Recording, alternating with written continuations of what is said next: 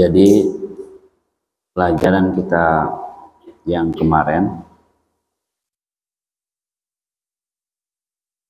memberikan motivasi kepada kita untuk menghafal hadis. Siapa yang menghafal hadis 40 hadis, maka Allah akan membangkitkannya di hari kiamat satu golongan dengan ahli fikih dan ulama. Jadi seseorang itu baru disebut hafiz karena menghafal hadis. Jadi rentetan dari ahli hadis itu al-hafiz. Kalau orang disebut al-hafiz, itu berarti dia hafal lebih dari 100.000 hadis. Hafal satu hadisnya dengan sanadnya. Dan tahu tahun kelahiran dan di kota mana perawinya. Jadi ngafal hadis itu dulu begitu. Ya, ngafal pakai sanadnya. Jadi satu hadis itu bisa 3 halaman. Dan itu dihafal sampai 100.000 hadis. Dulu banyak yang hafal sampai 100.000 hadis itu. Maka dia disebut al-hafiz. Di atasnya disebut hujjatul Islam. Kalau hujjatul Islam itu hafal lebih dari 300.000 hadis. Nah, itu diantaranya Imam An-Nawawi yang kita baca ini. Ya, sarahnya yang kita bahas ini. Mereka disebut hujjatul Islam, Imam Al-Ghazali. Kok bersemangat sekali para ulama dulu tuh banyak sekali menghafal-hafal Quran, hafal hadis. Ya, Quran memang prosesnya begitu. Kalau mau jadi ulama, menjadi orang yang berilmu, maka proses pertama hafal Quran. Imam Syafi'i itu umur 7 tahun sudah hafal Quran. Kemudian umur 9 tahun, berarti 7, 8, 9, 2 tahun itu hafal kitab Al-Muwatta. Itu kitab hadisnya Imam Anas bin Malik. Jadi dihafal. Maka kita orang yang menghafal Quran ini, menghafal hadis, pada dasarnya adalah menjaga agama Allah. Jadi ngafal Quran itu untuk hafizu li hududillah, untuk menjaga hukum-hukum Allah. Wahyu Allah tersimpan dalam Al-Quran, kita masukkan ke kepala kita, dalam hati kita. Jadi bukan hanya sekedar ngafal lafaz-lafaznya. Kita awali ngafal lafaz dengan ilmu tajwidnya, terus kita belajar bahasanya, kita pahami maknanya, dan kita amalkan. Ya, kita bertekad untuk menghafal hadis. Minimal 40 hadis itu wajib untuk dihafal. Nah, supaya hafalannya bagus, hafalan kita itu terjaga, ya, dijaga pantang-pantangannya. Pantangan hafal itu supaya hafalan supaya jangan rusak. Ya, ulama dulu sangat menjaga. Yang paling utama dijaga itu jaga jangan sampai tersentuh dari yang haram. Kullu lahmin nabatat minal haram fannaru awwala bih. Setiap daging yang tumbuh dari yang haram dibakar pakai api neraka. Dulu ada namanya anak muda, namanya Thabit bin Atha di kota Kufah. Dia pedagang. Ya. Jadi habis berdagang, Thabit bin Atha ini di tengah hari yang panas terik berjalan di kota Kufah. Kufah itu sekarang Irak. Panas-panas. Di pinggir sebuah sungai, haus, lapar, ngelihat ada buah yang anyut. Tanpa pikir panjang dia ngambil buah itu karena dipikirnya buah yang kebuang anyut, nggak ada yang punya lah. Sementara dia haus, lapar. Bismillah dimakan. Dalam pikirannya buah terbuang ini, Bismillah. Digigit, kunyah, dimakan, digigit, dikunyah, dimakan, ditelan. Setelah separoh, ingatnya, berpikir apa yang ada dalam pikirannya. Ini buah kan bukan punya saya.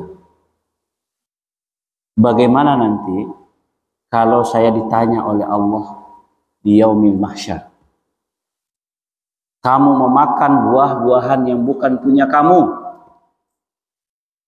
Bagaimana nanti kalau makanan yang saya makan ini tumbuh menjadi darah dan daging? Bagaimana saya mempertanggungjawabkannya di hadapan Allah?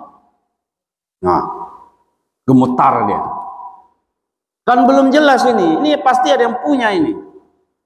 Tidak mungkin gak ada yang punya. Saya ragu nih, nanti bagaimana caranya saya bertanggung jawab di hadapan Allah. Kalau jangan-jangan gara-gara buah yang separuh saya makan ini, saya gagal masuk neraka.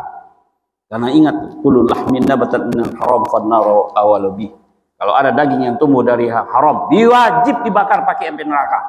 Ini kan dimakan, dikunyah, entar digiling oleh usus, entar ada yang jadi darah, ada yang jadi vitamin, ada yang menjadi segala macam. Saya nggak mau.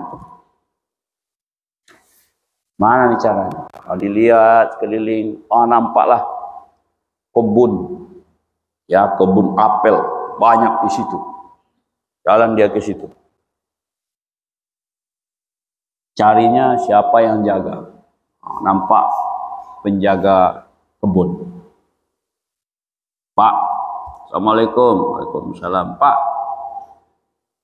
saya di bawah itu tadi jalan haus, kebetulan tanpa sengaja ngelihat ada buahnya jatuh. Ini saya lihat banyak kebun nih, buahnya lagi lebat, banyak jatuh-jatuh di bawah itu karena lagi panen. Jadi ada satu di bawah itu hanyut. Karena saya lapar, saya makan aja. Setelah saya makan, separuh ini nih sisanya nih, saya baru sadar kalau ini ada yang punya. Saya minta dihalalkan. Minta dihalalkan oleh Thabit bin Atta ini, minta supaya dihalalkan itu buah. Kata si penjaga tuh, saya tidak bisa menghalalkan karena kebun ini bukan punya saya. Saya di sini kerja, beresin, ngurus kebun ini, ya. Saya anak buah di sini. Jadi Bapak kalau minta halalkan tak bisa, nggak bisa saya. Walaupun dalam hatinya ini orang, masya Allah, gara-gara makan satu aja, pusing banget. Terus gimana dong Pak? Siapa yang punya kebun ini? Bapak jalan ke sana, ya sekitar puluhan kilo lah, ya jalan sehari semalam lah, 30 kilo, ya sehari semalam berarti jauh ya, di ujung kota, di kota sana. Nah di situ ada rumah mewah bagus, itu yang punya kebun ini. Bapak ke sana. Karena si Atta ini, ya Thabit bin Atta ini adalah orang yang takut kepada Allah, dia nggak pikir panjang, jalan seharian di panas terik matahari itu sampai malam. Nyampe di rumah orang tuh, ketuk pintu.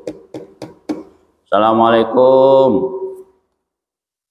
Nah kalau masuk rumah orang mau gitu, jangan nyelonong aja, ya kan? Ketuk dulu. Assalamualaikum. Gitu. Kalau ada bel pencet. Tenot, izin. Itu ngamalin ayat itu. Apa kata Allah? Ya ayyuhalladzina amanu la tadkhulu buyutan ghaira buyutikum hatta tasta'nisu wa tusallimu ala ahliha. Kalau kamu mau masuk ke rumah yang bukan rumah kamu, minta izin, baca salam. Jadi kalau kita mau masuk ke tempat yang bukan tempat kita, minta izin sama yang punya. Kamu kalau mau masuk ke kamar temanmu yang bukan kamar kamu, minta izin sama ketua kamar, atau minta izin ke orang-orang yang ada di dalam. Jangan menyelonong aja. Tapi kan teman saya, Ustaz. Iya teman, tapi kan bukan tempatmu.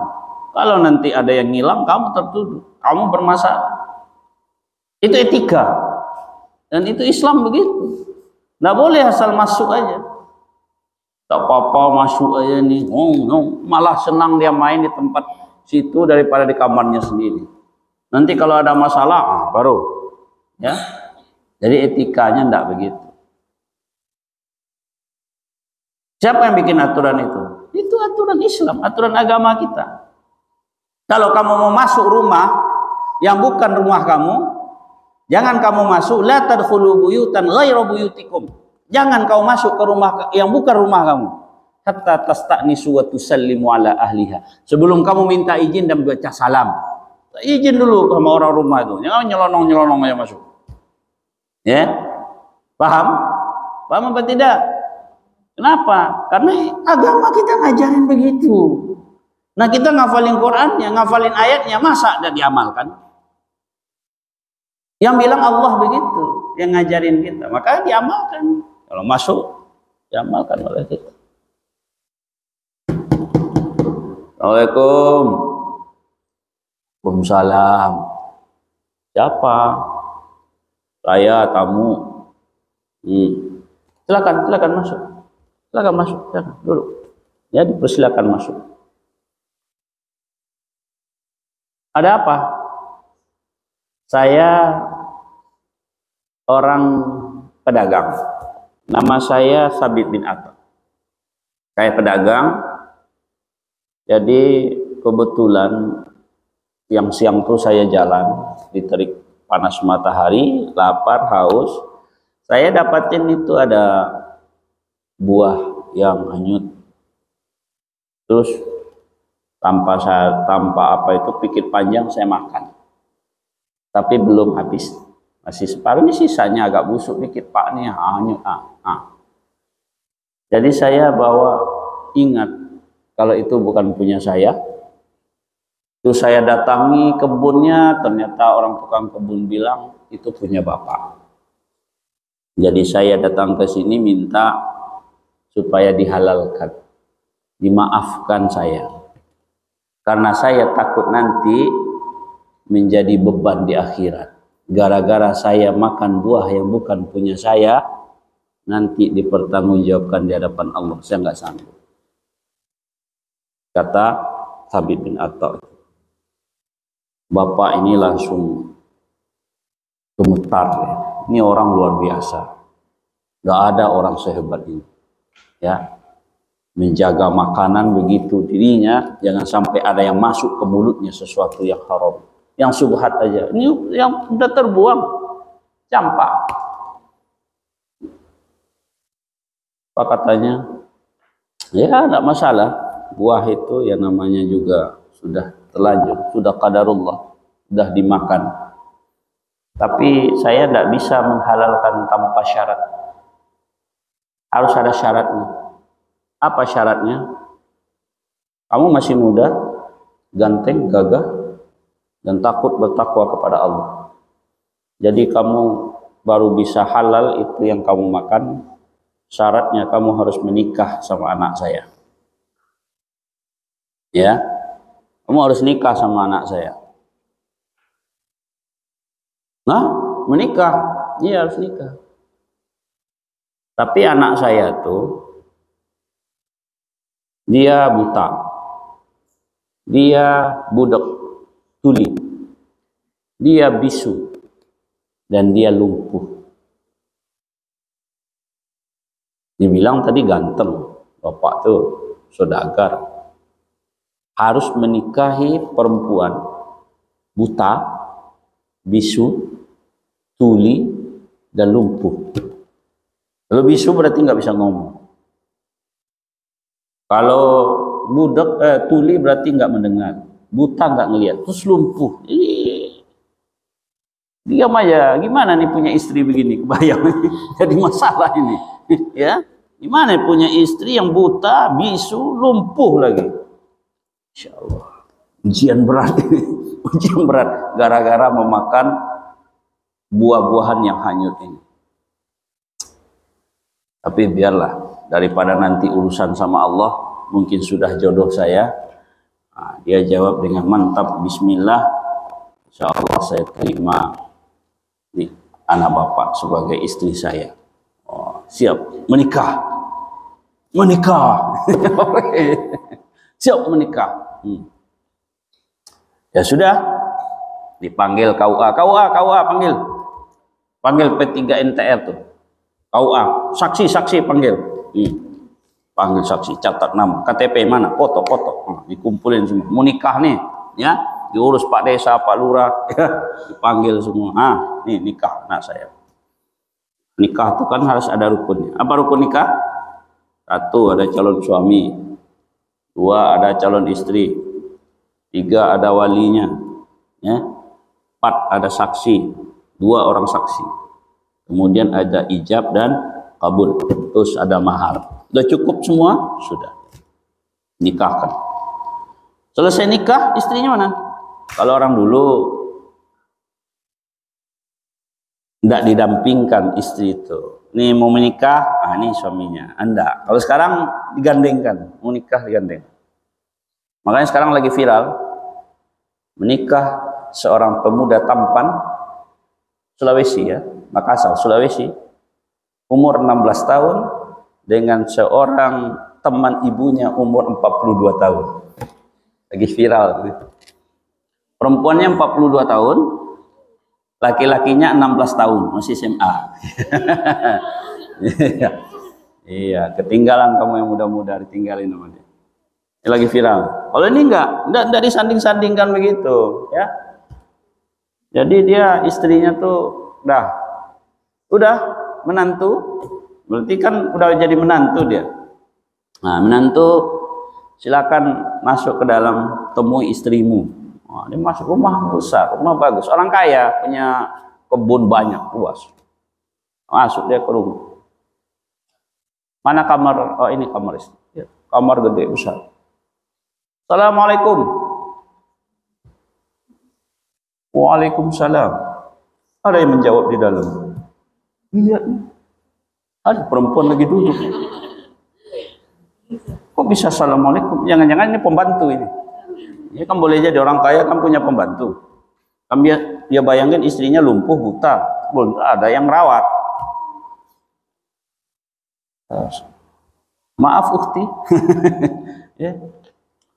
Istri saya mana? Hah? Istri saya. Dilihat, cantik kali. Dalam pandangannya ini wanita tercantik yang pernah dia lihat. Tidak buta, dia salam bisa ngomong. Dilihat kaki tangannya lengkap, cantik. Masya Allah. Kenapa? Kok beda sama yang dibilang bapakmu? Katanya istri saya itu buta, tuli, bisu, lumpuh. Ini kamu sempurna. Cantik sekali. Apa kata ini? Wahai kakanda. Nah, kakanda dia kan. Abangku sayang. Udah suaminya. Boleh ngomong begitu. Ini enggak. Belum apa-apa udah ngomong abang-abang. Gimana ya? Kenal aja kagak. Ini enggak. Boleh ngomong kalau sudah ikatan. Kalau orang sekarang kan enggak, belum apa-apa, beb, beb. Halo beb, beb itu apa tuh? Babi, bukan?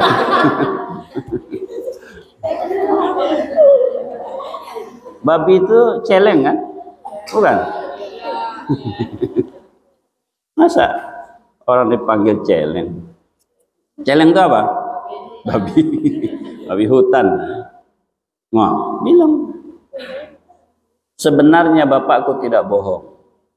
Aku memang dari kecil, dari lahir, tidak pernah kata-kata yang keluar dari mulutku ini kata-kata haram.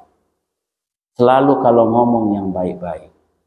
Maka mulutku ini sama kayak orang bisu, tak pernah berkata hal yang tak bermanfaat. Mataku ini semenjak aku lahir sampai hari ini tak pernah melihat satupun yang diharamkan Allah. Ayahku dan aku selalu menjaganya. Telingaku ini dari lahir sampai sekarang tidak pernah mendengar perkataan yang haram. Makanya telingaku ini dianggap tak berfungsi, budak, tuli. Kok dibilang lumpuh? Aku ini perempuan rumahan, Mas. Maksudnya, aku ini perempuan rumahan. Maksudnya apa itu? Selalu di rumah dan tidak pernah keluar ke tempat-tempat yang tidak dibenarkan. Sehingga aku ini seperti orang lumpuh. Wah, ternyata ini orang yang sangat soleh. Orang yang sangat solehah. Dari kecil aku selalu memelihara apapun dari hal-hal yang diharamkan. Satu, seorang laki-laki yang takut kepada neraka. Menjaga hal-hal yang jangankan haram, subhat saja dia nggak mau. Ya, subhat saja dia nggak mau. Ragu antara al-halalul bayyin wal haramu bayyin. Wa ma bainahuma subhat namanya itu. Ragu ini halal apa haram, udah nggak mau dia tinggalkan. Nah, hasil dari pernikahan orang berdua ini lahirlah ulama besar. Siapa namanya? Abu Hanifah. Jadi Abu Hanifah itu bapaknya Thabit bin Atha. Ya. Begitu hebatnya orang menjaga dari hal-hal yang haram. Jadi kalau kamu mau menjadi hafal Quran dan hafal hadis,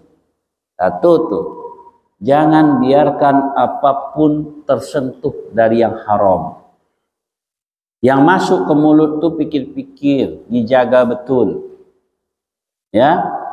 Benar-benar dulu punya kita baru dimakan. Ini ndak bikin mie. Ada teman bikin mie, makasih ya bikin mie. Punya teman, alhamdulillah, main comot aja. Minta dulu, makan aja. Emang itu punya kamu itu? Punya teman kan punya saya juga, Ustaz. Siapa bilang? Beda. Ya, dimakan, minta dulu kalau sudah halal lah baru dikasih. Baru dia makan. Jangan main makan-makan aja. Ya. Jadi kalau hati-hati yang masuk ke mulut nih, betul-betul dijaga. Supaya apa?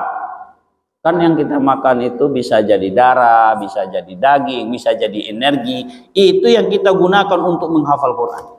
Maka beruntunglah orang tua kita. Dia kasih belanja kita buat makan kita. Makanan yang diberikan orang tua kita itu dari hasil jerih payahnya menjadi daging, menjadi darah di dalam tubuh kita. Daging dan darah yang dibangun dari hafalan Quran, yang dibangun dari hafalan hadis. Maka itu merupakan sedekah jariah. Terus mengalir, makin besar kita jadi ulama besar. Setiap apa yang kita sampaikan dari apa yang kita hafal mengalir pahalanya kepada kedua orang tua kita. Karena dia membesarkan kita. Jadi jaga. Orang tua kita menjaga dirinya dari yang haram. Jangan sampai membelanjakan kita dengan belanja yang haram. Kita juga menjaga diri kita. Jangan pinjam-pinjam punya teman. Pinjam dulu baru pakai. Tidak. Ada jilbab, pakai dulu. Nanti baru bilang pinjam. Jangan dipakai aja. Ya. Ada baju teman pakai. Pinjam dulu, boleh nggak dia? Jangan main pakai aja. Ya. Kalau lagi mandi, sabun habis. Ini ada sabun teman nih. Cepat. Mandi dengan yang haram. Gosok gigi, odol habis. Ini ada odol temannya, lagi gemuk gendut, dibanyak-banyakin. Karena ngambil punya teman. Kalau punya dia sikit-sikit aja. Nah, hemat kali, diputar-putar sikit. Kalau pas ngambil punya orang banyak. Haram itu digosok gigi pakai yang haram. Tapi punya teman saya haram. Gimana kamu menghafal Quran? Gigimu digosok dengan yang haram. Menghafal hadis, gigimu digosok dengan yang haram. Nggak boleh pakai odol orang. Kecuali minta dulu. Minta dulu sama teman. Maaf ya, kasih ya. Nah gitu. Ya. Pulpen. Punya teman main pakai. Ya, pinjam, minta cintanya. Mau jadi ulama, ilmunya dari banyak tetesan-tetesan haram, tidak boleh. Harus halal. Jelas halal milik kita itu. Ya. Mau makanan kah, pakaian kah, alat mandi kah, ya. Mau dipakai spray pakai. Sendal. Enak aja diinjak-injak sendal orang. Jelas ini. Ya, pinjam. Jangan anggap enteng masalah. Karena menganggap enteng masalah itu timbul masalah. Ya, hal-hal yang kecil-kecil gitu. Kita sebagai hafizuna li hududillah, orang hafiz menjaga aturan-aturan Allah. Ya, walaupun kalau kita yang punya, kita halalkan teman kita. Alhamdulillah. Ya nggak boleh pelit, bakhil. Kudung saya dipakai sama dia, bakhil. Alhamdulillah, barokah. Kerudung saya bawa sholat, hanya saya yang sholat. Pas dipakai teman saya dibawa sholat, ibadah, dapat pahala, kita pahala, yang pakai pahala. Kalau kita ikhlasin, jadi nggak boleh bakhil. Kalau teman kita pakai, alhamdulillah, dipakainya hafal Quran. Alhamdulillah, dipakainya belajar, nuntut ilmu, pahalanya ngalir ke kita. Alhamdulillah, nambah ilmunya itu. Kalau pakai odol kita, alhamdulillah, nambah lagi odol ibadah kita untuk membersihkan gigi para penghafal Quran. Kalau punya kita, jangan kebalik. Kalau kita marah, tapi kalau punya orang oke, kebalik itu. Enggak begitu. Punya kita dihalalkan, disedekahkan, diikhlaskan. Tapi kalau memakai punya orang, kita saring hati-hati. Nah, gitu. Supaya ini pantangan-pantangan penghafal Quran. Ya, kita mau jadi penghafal Quran, mau jadi penghafal hadis. Harus betul-betul tubuh kita yang kita makan, yang kita pakai, yang kita nikmati dalam masa pertumbuhan penghafalan kita betul-betul bersih dari yang haram. Ya, jangan ngerjain orang tiap sebentar, tak berkah nanti. Nah, ini itu diantaranya. Ya, bagaimana caranya kita menjadi hafiz, baru nanti ilmu apa yang kita hafal itu berkah. Karena tumbuh dari hal yang bersih, dari niat yang bersih, dari orang yang bersih. Tidak tumbuh dari hal yang bercampur dengan hal-hal yang aneh-aneh. Tidak ada. Ingatkan di situ. Nih. Wa fi riwayatin ba'athahu Allahu faqihan aliman. Dalam riwayat lain, Allah membangkitkannya sebagai orang faqih dan seorang alim. Dengan menghafal 40 hadis nih, kamu sudah terkelompok atau tergolong nanti dibangkitkan Allah menjadi orang yang dianggap faqih dan orang alim. Nah, itu. Ya. Wa fi riwayatin Abi Darda, dan menurut riwayat Abu Darda, kuntu lahu yaumal qiyamati syafi'an wa syahidan.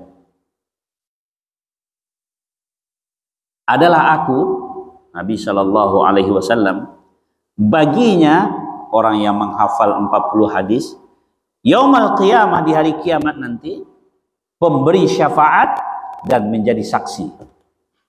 Nah, Masya Allah. Ya, mau ngafal 40 hadis. Hadis arba'in tuh kan tidak banyak. Hafal 40 hadis. Jaga hafal, pahami maknanya, amalkan hadisnya. Pelihara sampai mati. Nanti di akhirat, kita didatangi Rasulullah. Rasulullah yang memberi syafaat. Rasulullah yang menjadi saksi kita. Ya, beruntunglah orang yang menghafal hadis ini. Wa fi riwayatin Ibni Mas'udin, dan di dalam riwayat Ibnu Mas'ud, qila lahu, dikatakan lahu bagi penghafal hadis ini, yang hafal 40 hadis, udkhul min ayyi abwabil jannati syi'ta. Udkhul, masuklah kamu dari pintu mana saja di surga itu yang kamu sukai. Nah, mau pintu mana aja kamu masuk surga, silakan. Susah-susah masuk surga, kita malah dipersilakan. Silakan masuk surga. Nih, mau masuk pintu mana? Ya silakan. Ibarat nih, kalau kita ke rumah ini, orang yang udah ada di sini, kita boleh masuk situ, masuk di situ boleh. Ya, kalau Ustadz boleh juga masuk situ, boleh masuk mana saja. Itu artinya apa? Artinya kita yang udah di dalam ini, kita ahlul bait. Tapi kalau tamu, atau datang tamu lewat situ dia, kita, cuma salah jalan nih Pak, juga ke toilet ini, tak boleh masuk sini. Nah, berarti orang yang mau masuk kemana itu ahli jannah, sangat dimuliakan.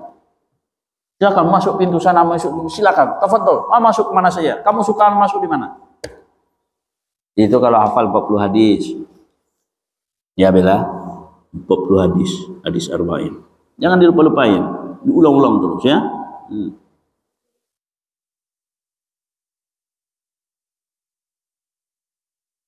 Wa fi riwayatin Ibni Umar,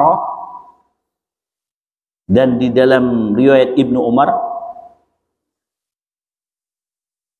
kutiba fi zumratil ulama'i wa husyira fi zumratis syuhada'i. Insyaallah ini ya, ditulis dalam kelompok ulama dan dikumpulkan bersama para syuhada dalam kelompok syuhada. Syuhada itu siapa tuh? Orang yang mati syahid. Orang yang mati syahid, orang yang mati berperang dengan Allah. Nah, mereka kelebihannya apa? Mereka tidak ada hisab, tidak pakai dihisab. Dihisab itu apa itu? Ya, mana berat surga, berat dosa sama pahala. Kalau berat dosanya masuk neraka, berat pahalanya masuk surga. Orang mati syahid nggak dihitung itu. Oh mati syahid, langsung masuk surga, masuk surga. Nggak dihitung lagi dosanya berapa, nggak masuk surga udah. Nah, iya.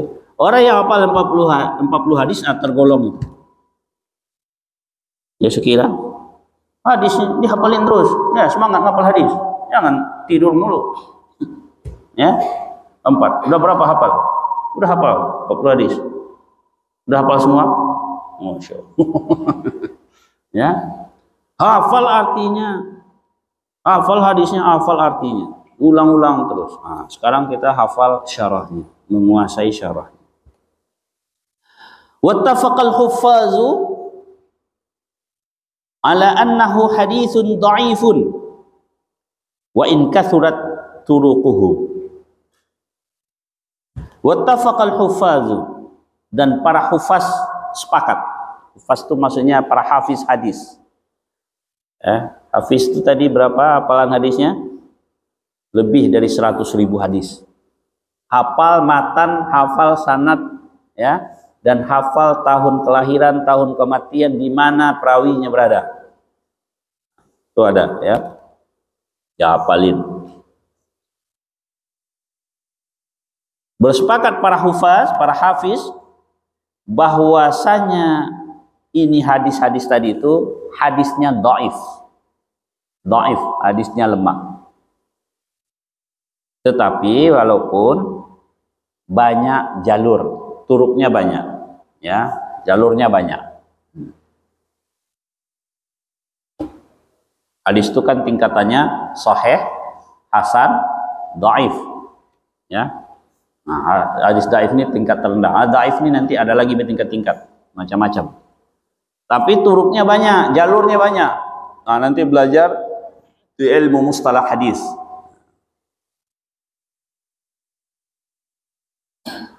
Wa qad sanafal ulama'u radhiyallahu anhum, dan sungguh para ulama telah menulis, sanafa, menulis kitab, ya, mengarang kitab, menyusun kitab. Radhiyallahu anhum, semoga Allah ridha terhadap mereka, fi hadzal babi,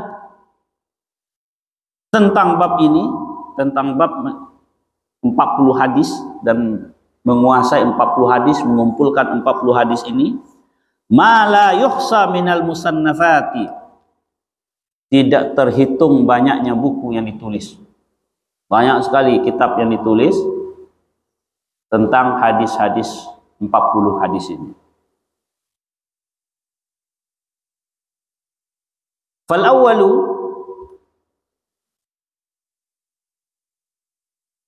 ma'alim tuhu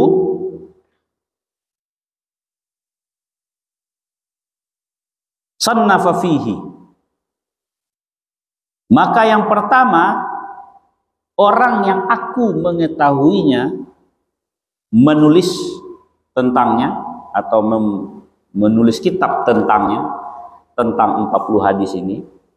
Orang yang pertama sekali menulis, kan banyak ulama-ulama tadi menulis. Ada ulama yang awal-awal menulis, yang dikenal atau diketahui oleh Imam An-Nawawi, yaitu Abdullah ibnul Mubaraki, Abdullah bin Mubarak. Summa Muhammad ibn Aslam Tusi Al-Alamir Rubani. Kemudian Muhammad bin Aslam At-Tusi Al-Alam Ar-Rubani. Summa Al-Hasan bin Sufyan An-Nasa'i. Kemudian Hasan bin Sufyan An-Nasa'i. Wa Abu Bakr Ujuri, dan Abu Bakar Al-Ujuri. Wa Abu Bakrin Muhammad bin Ibrahim Al-Asfihani. Kemudian dan Abu Bakar Muhammad bin Ibrahim Asfihani. Wa Daruqutni, dan Daruqutni. Wal Hakimu, dan Al-Hakim. Wa Abu Nuaimin, dan Abu Nuaim. Ya, ini kan tidak perlu diartikan karena memang bacaannya gitu ya. Wa Abu Abdurrahman As-Salimi, Abu Abdurrahman As-Salimi. Wa Abu Sa'id Al-Malini, dan Abu Sa'id Al-Malini. Wa Abu Utsman As-Sabuni, Abu Utsman Sabuni. Sabun ya. Wa Abdullah ibni Muhammad Al-Ansari.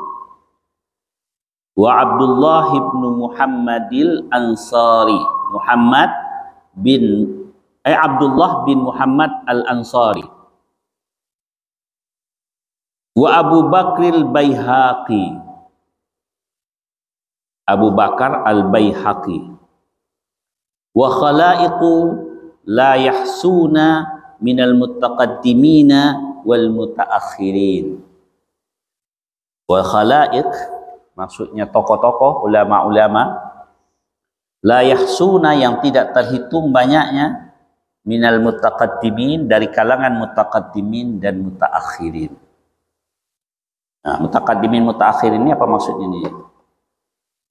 Jadi ulama itu, generasi itu dibagi dua. Satu namanya mutaqaddimin, dua mutaakhirin. Istilah lainnya salaf dan khalaf. Ya, ada namanya salaf.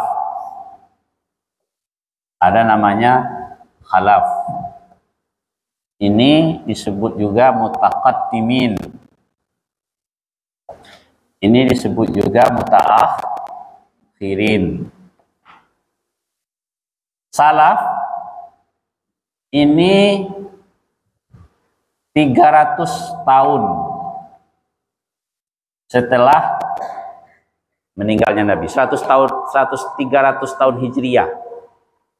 Jadi kalau dia lahirnya, wafatnya 204, berarti salaf, mutaqaddimin. Kalau dia 289, nah berarti mutaqaddimin. Tapi kalau dia 310,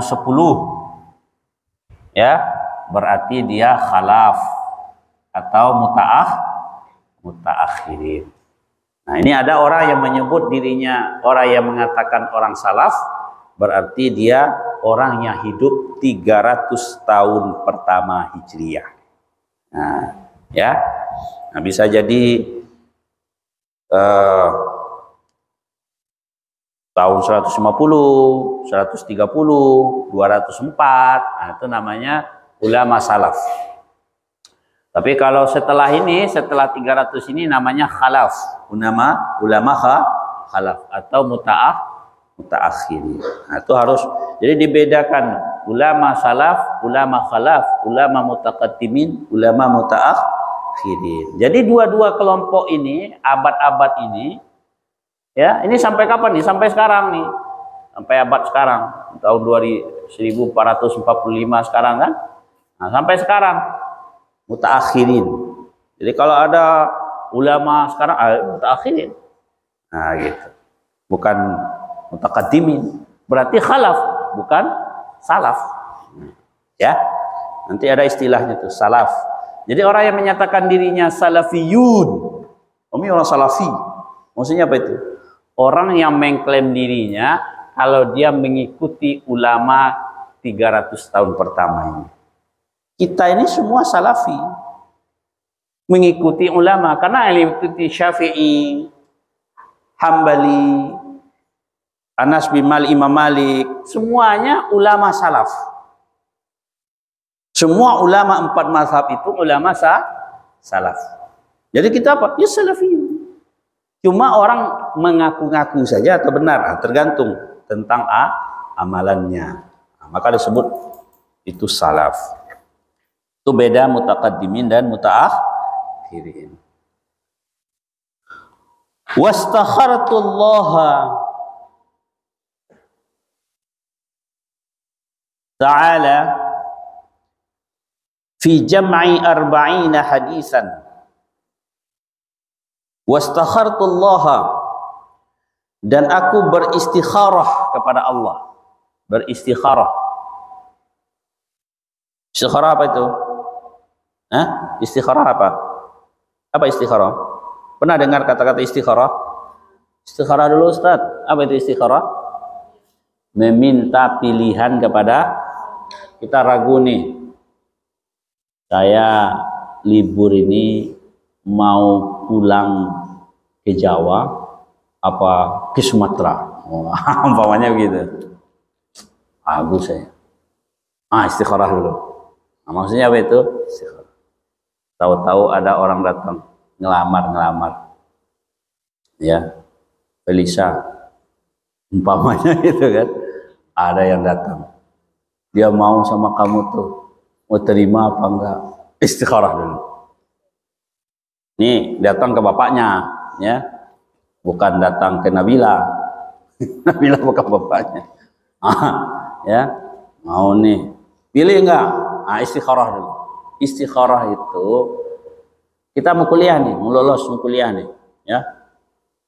Besok si Sifa selesai ya Sifa, mau kuliah di UIN apa kuliah di Libya, atau mau kuliah ke Mesir, cabang pikiran. Istikharah dulu. Istikharah minta pilihan terbaik kepada Allah. Kita salat 2 rakaat, ya. Mohon kepada Allah untuk memberikan pilihan. Nanti condong mana hati, itu Allah yang miliki. Nah, ini Imam Nawawi mau ngumpulin 40 hadis. Dia ngumpulin 40 hadis dari sekian ratus hadis yang dia hafal. Sebanyak itu hadis, mana yang mau saya pilih untuk saya jadikan satu kitab? Dia beristikharah dulu. Meminta kepada Allah untuk memberikan pilihan hadis-hadis mana yang mau dimasukkan dalam hadis arba'in. Aku beristikharah kepada Allah dalam mengumpulkan 40 hadis. Fi jam'i arba'ina hadisan. Dalam mengumpulkan 40 hadis. Iqtidaan. Dalam rangka mencontoh. Biha ula'i a'immatil a'lami. Dalam rangka mencontoh mereka para pemimpin ahli ilmu. Jadi para ulama tadi kan disebutin sama dia, baik ulama salaf, ulama khalaf yang telah menyusun kitab-kitab 40 hadis. Nah, dia ingin begitu juga, membuat juga 40 hadis itu. Wa hufazil islami, dan para hufaz Islam, penjaga Islam. Hufaz itu bukan hanya penghafal, ya, orang yang menjaga kaidah-kaidah Islam, menjaga hadis-hadis Nabi, menjaga kalam-kalam Allah, ada dalam pikirannya, ada dalam hatinya. Makanya Nabi sangat sedih sekali dia ketika 70 sahabat hafiz Quran meninggal, syahid. Sedih Rasulullah. Ya. Jadi begitu pentingnya para penghafal Quran ini.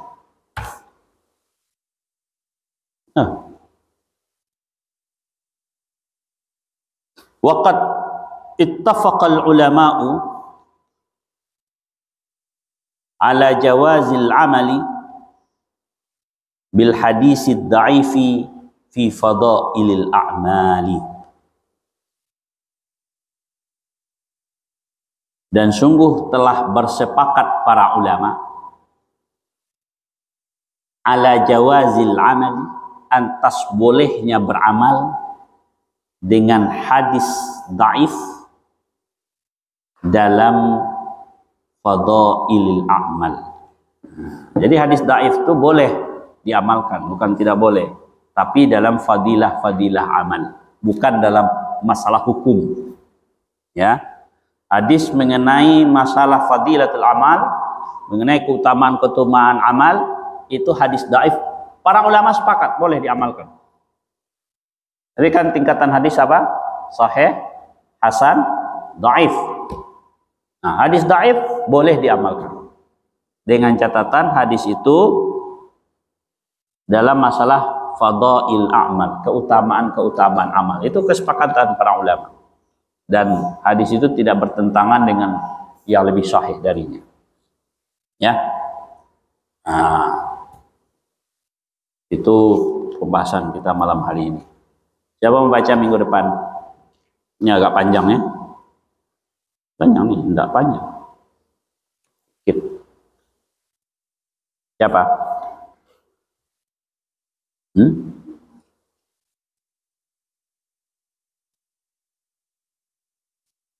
Nabila. Nabila apa ya? Syakira. Najma.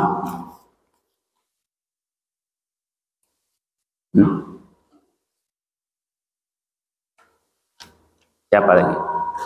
Bilqis. Bilqis. Nabila Ape, Syakira, Najma. Alhamdulillah.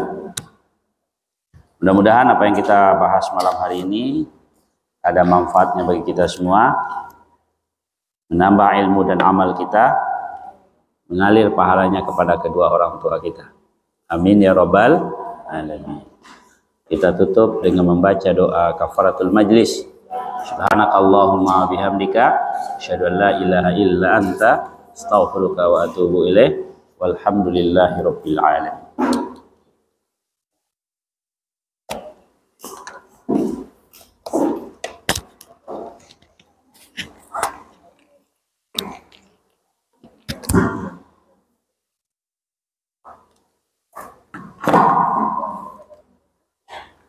Assalamualaikum warahmatullahi wabarakatuh. Waalaikumsalam.